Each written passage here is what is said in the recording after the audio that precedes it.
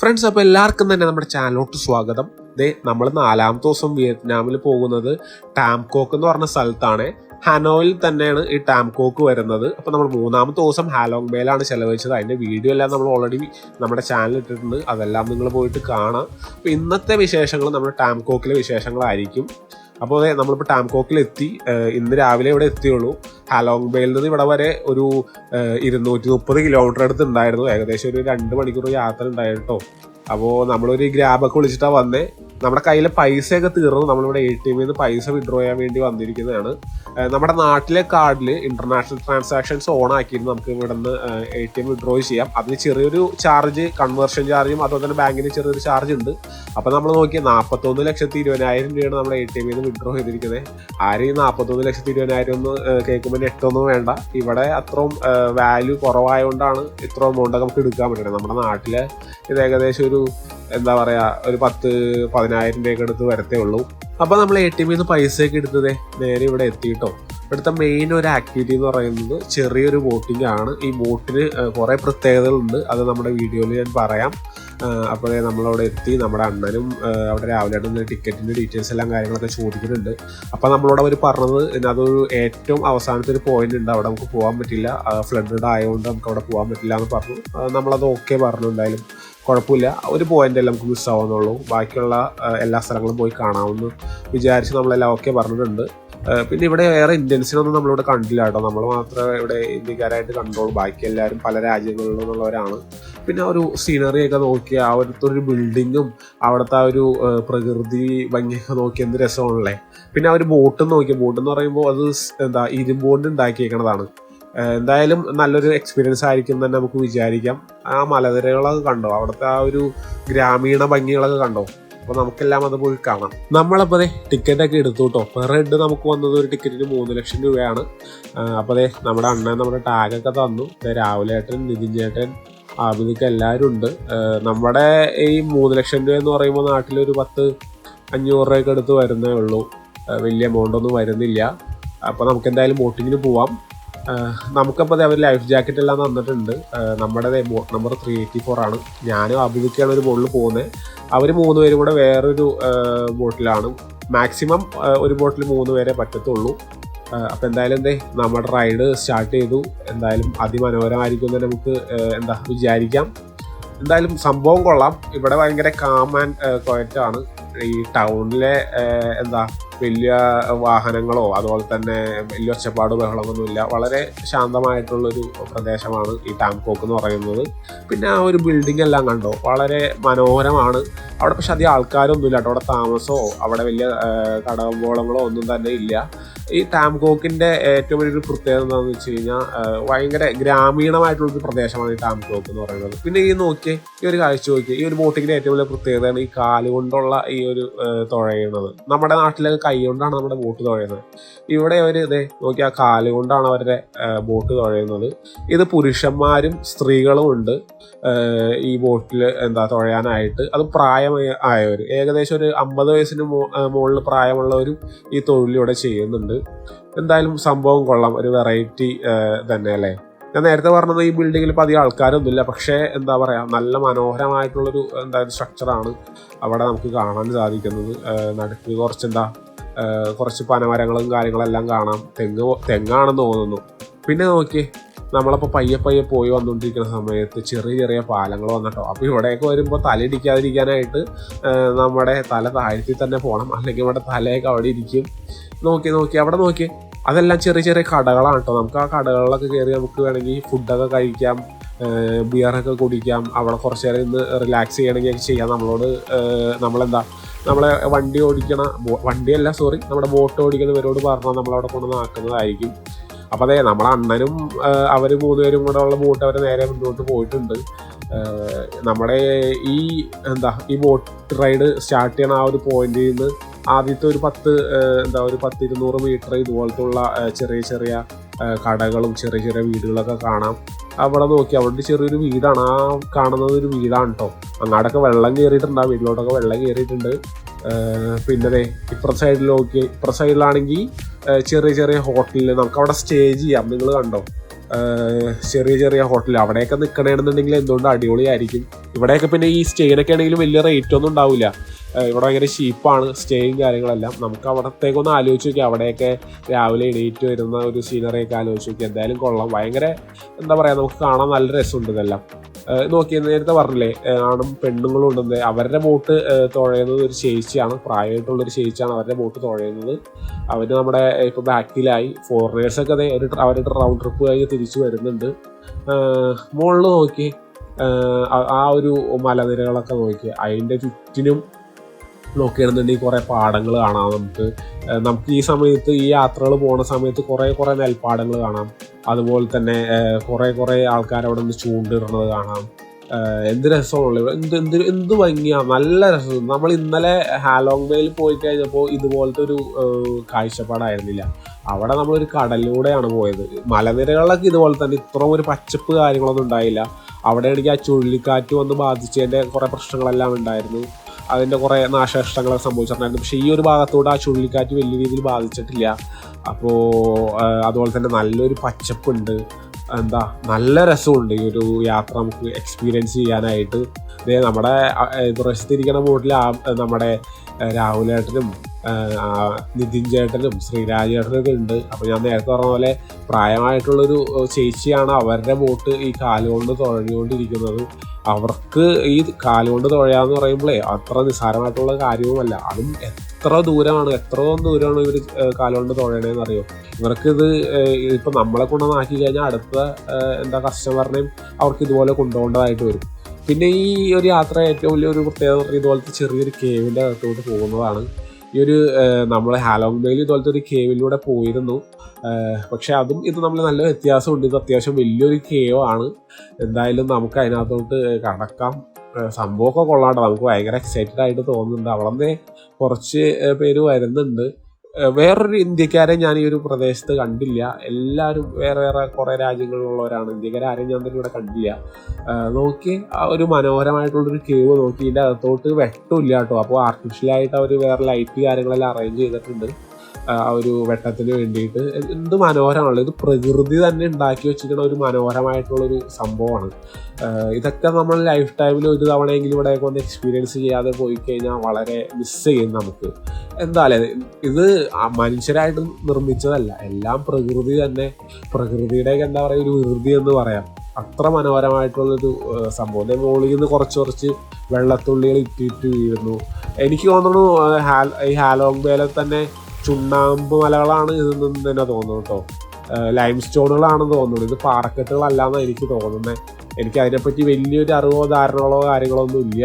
എന്തായാലും നമുക്ക് അവിടെ നിന്ന് വലിയൊരു പ്രകാശം കാണാം. നമ്മുടെ കേവ് ഒരു 2 മിനിറ്റ് അടുത്ത് കേവിൻ്റെ അകത്തൂടെയുള്ള യാത്രയായിരുന്നു. നമുക്കത് അപ്പോൾ പുറം കാണാം. കേവിൻ്റെ നമ്മൾ പുറത്തോട്ട് എത്തി. ആ ഒരു സീനറി ഒക്കെ എൻ്റെ മോനെ ഒരു രക്ഷയില്ല. ആ ഒരു മലനിരകളും അതിൻ്റെ നടുക്കുള്ള ചെറിയ പച്ചപ്പായലുകളും എന്ത് രസമാണ്. ആഹാ. ഈ ടാംകോക്കിൻ്റെ ഏറ്റവും വലിയൊരു പ്രത്യേകത എന്ന് വെച്ച് കഴിഞ്ഞാൽ ഇതുപോലത്തെ ഒരു ഇതിവിടെ ഫുള്ള് കൃഷി, നെൽകൃഷി, അതുപോലെ തന്നെ വാഴക്കൃഷി, അങ്ങനത്തെ കുറേ കൃഷികളും ഗ്രാമീണമായിട്ടുള്ള സ്ഥലമാണ് ഈ ടാംകോക്ക് എന്ന് പറയുന്നത്. എനിക്കിത് വളരെ ഇഷ്ടപ്പെട്ടു. ക്വയറ്റ് ആൻഡ് വളരെ ബ്യൂട്ടിഫുള്ളാണ് ഈ ഒരു പ്ലേസ് എന്ന് പറയാൻ. നിങ്ങൾ എന്തായാലും മസ്റ്റായിട്ട് വിയറ്റ്നാമിൽ വരുമ്പോൾ ഇവിടെ വരാൻ മറക്കരുത്. അവിടെ ഒരു ചേട്ടൻ നിന്ന് ചൂണ്ടിടണം നോക്കി. ആ ചൂണ്ടയൊക്കെ ഇട്ട് അവിടെ നിൽക്കുന്നുണ്ട്. ഫുള്ള് ആമ്പലും ഇതൊക്കെ ആയിട്ട് നിൽക്കുകയാണ്. പിന്നെ നമ്മളിവിടെ എത്തിക്കഴിഞ്ഞപ്പോഴേക്കും ഇതാണ് നമ്മുടെ ലാസ്റ്റ് പോയിന്റ്. ശരിക്കും ലാസ്റ്റ് പോയിന്റ് എന്ന് പറയുമ്പോൾ നമുക്ക് ആ ഒരു കേവിലൂടെ കഴിഞ്ഞ് കുറച്ചുകൂടെ നേരെ പോകായിരുന്നു. പക്ഷേ ഞാൻ പറഞ്ഞില്ലേ നേരത്തെ ഫ്ലഡഡ് ആയതുകൊണ്ട് അങ്ങോട്ട് പോയില്ല എന്ന്. അപ്പോൾ നമ്മുടെ ബോട്ട് തിരിച്ചു. ആ ഒരു ചേച്ചി നോക്കി, ആ ഒരു പ്രായത്തിൽ ആ ചേച്ചി ഭയങ്കര എനർജിയോടെ തന്നെയാണ് നമ്മുടെ ആ ബോട്ട് തുഴഞ്ഞുകൊണ്ട് പോയിക്കൊണ്ടിരിക്കുന്നത്. അവർക്ക് യാതൊരു ബുദ്ധിമുട്ടില്ല. നമ്മുടെയൊക്കെ നാട്ടിൽ 40-40 വയസ്സ് കഴിയുമ്പോഴേക്കും ഓരോരുത്തർക്ക് മുട്ടുവേദന, ഇവർക്കൊന്നും അതൊന്നും ബാധകമല്ലാന്ന് എനിക്ക് തോന്നണേ. എന്തായാലും സംഭവം കൊള്ളാം കേട്ടോ. നമുക്ക് ഈ ബോട്ട് ഈ റൈഡ് നമ്മൾ സ്റ്റാർട്ട് ചെയ്തിട്ട് സ്റ്റാർട്ടിങ് പോയിന്റിലോട്ടല്ല നമ്മൾ തിരിച്ചെത്തുന്നത്. നമ്മളെ ഇവരൊരു വേറൊരു സ്ഥലത്ത് 2-3 അമ്പലങ്ങളെല്ലാം ഇതിനകത്ത് ഇൻക്ലൂഡഡ് ആണ്. അപ്പോൾ നമ്മളെ ഒരു സൈഡിലോട്ട് ആക്കി നമ്മൾ അവർക്ക് കുറച്ച് ടിപ്പ് കാര്യങ്ങളെല്ലാം കൊടുത്തു. അപ്പോൾ അവരോട് ഒരു താങ്ക് യു കാര്യങ്ങളെല്ലാം പറഞ്ഞു നമ്മൾ അവിടെ നിന്ന് പയ്യെ എന്തായാലും ആ ഒരു ബോട്ട് റൈഡ് അവസാനിച്ച് നമ്മൾ അവിടെ നിന്ന് പോകുന്നു കേട്ടോ. എന്തായാലും അതിമനോഹരമായിട്ടുള്ള ഒരു യാത്രയായിരുന്നു ടാംകോക്കിലെ ഈ ഒരു ബോട്ട് റൈഡ്. അപ്പോൾ മനോഹരമായിട്ടുള്ള ഒരു ബോട്ട് യാത്ര എല്ലാം കഴിഞ്ഞതേ നമ്മുടെ ആ ട്രിപ്പിൽ തന്നെ ഇൻക്ലൂഡഡ് ആയിട്ടുള്ള കുറച്ച് ടെമ്പിൾ ലിസ്റ്റ് ഉണ്ട്.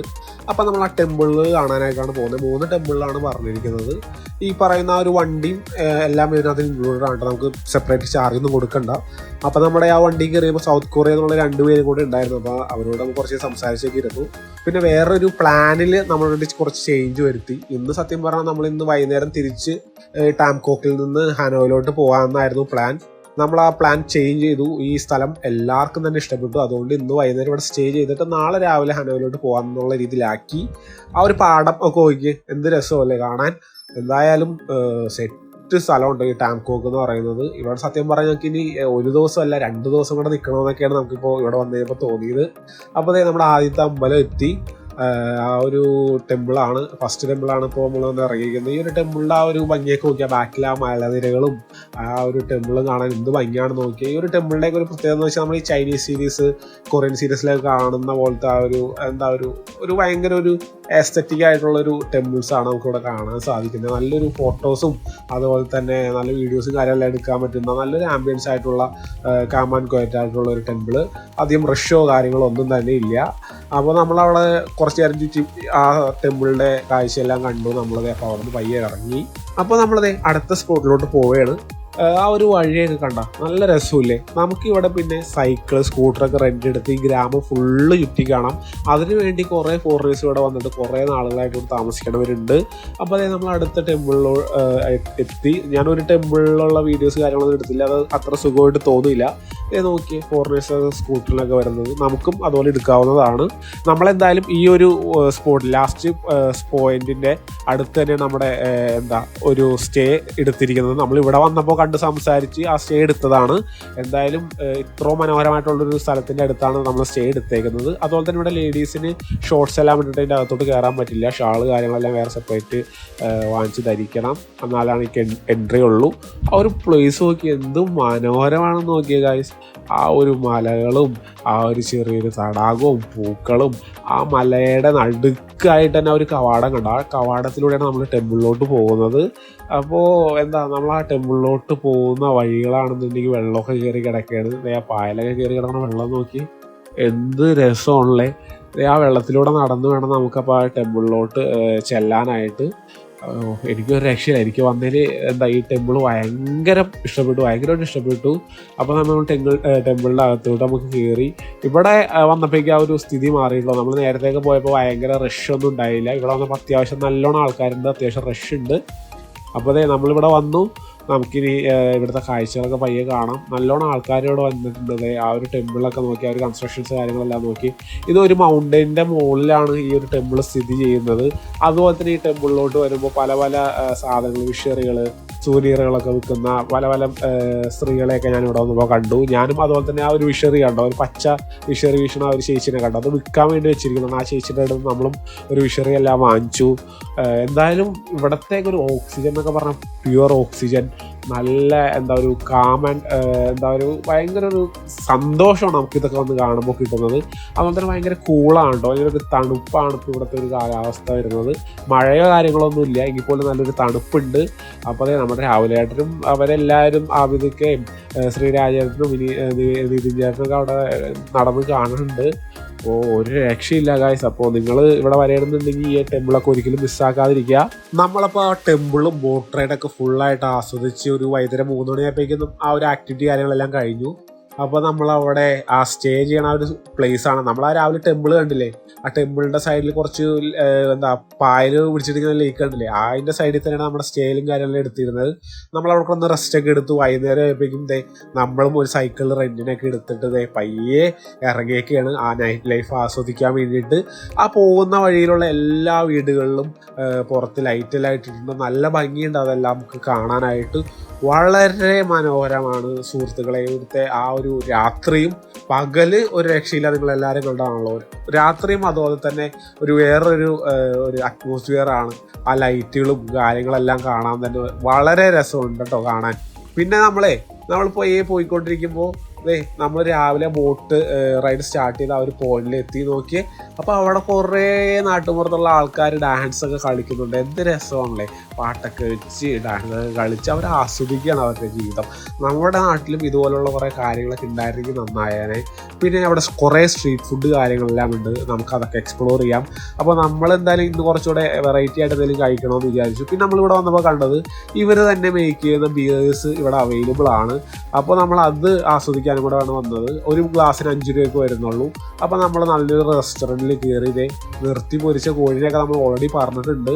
അപ്പോൾ നമ്മളതൊക്കെ ഓർഡർ ചെയ്തു, ബിയറൊക്കെ കഴിച്ചു. അവിടെ ആ നല്ലൊരു ആ ഒരു ഹോട്ടലിൽ നിന്ന് ഫുഡും ബിയറെല്ലാം ആസ്വദിച്ച് എക്സ്പ്ലോർ ചെയ്തുകൊണ്ടിരിക്കുകയാണ്. എൻ്റെ പൊന്നോ, ഇന്നത്തെ രാത്രി ഒരു രക്ഷയുണ്ടായില്ല.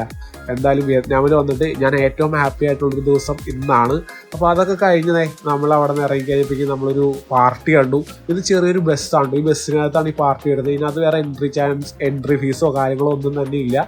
ഒരു ബിയർ വാങ്ങിച്ചാൽ നമുക്ക് ഇതിനകത്ത് കയറാം. നമ്മളതിൻ്റെ അകത്ത് കയറി ഫുൾ ഫോറിനേഴ്സാണ്. നമ്മൾ അവരുടെ കൂടെ ഒന്ന് പാട്ടുപാടി ഡാൻസ് കളിച്ചു. എന്ത് രസമാണ് എൻ്റെ പൊന്നു സുഹൃത്തുക്കളെ. എൻ്റെ ജീവിതത്തിൽ ഞാൻ ഇതുപോലുള്ളൊരു രാത്രി ആദ്യമായിട്ടാണ്. വളരെ സന്തോഷം. അപ്പോൾ അവിടെ നിന്നിട്ട് അങ്ങനെ എക്സ്പ്ലോർ ചെയ്തുകൊണ്ടിരിക്കുക. നല്ല രസമുണ്ട്. ഞാൻ ആദ്യമായിട്ടാണ് ഇത്ര ഫോറിനേഴ്സിൻ്റെ കൂടെയൊക്കെ ഇരുന്ന് പാട്ടുപാടുകയും ഡാൻസ് കളിക്കുകയും ചെയ്യുന്നത്. അപ്പോൾ നമ്മുടെ ഇന്നത്തെ വീഡിയോ ഇത്രേ ഉള്ളൂ ഗൈസ്. അപ്പോൾ ഇന്നത്തെ വീഡിയോ ഇതുവരെയും കണ്ട എല്ലാവർക്കും തന്നെ താങ്ക് യു.